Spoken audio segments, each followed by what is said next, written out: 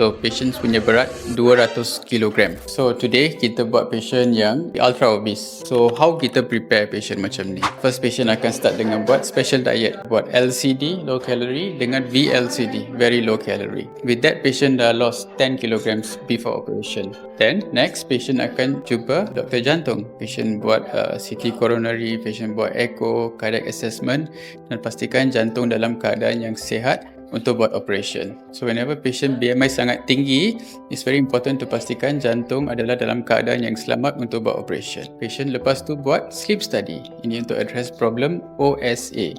So patient sudah start menggunakan CPAP for the past about 4 minggu. Patient harus gunakan mesin CPAP tersebut. Ini untuk mengelakkan masalah-masalah yang timbul sebab OSA. After operation, petang nanti patient dah akan boleh bangun, jalan, bergerak, pergi ke tandas. And tomorrow patient akan start post-op diet. Walaupun BMI sangat tinggi, kita ada protokol-protokol tertentu yang di set in place supaya operation dibuat dengan cara yang selamat dan tiada complication.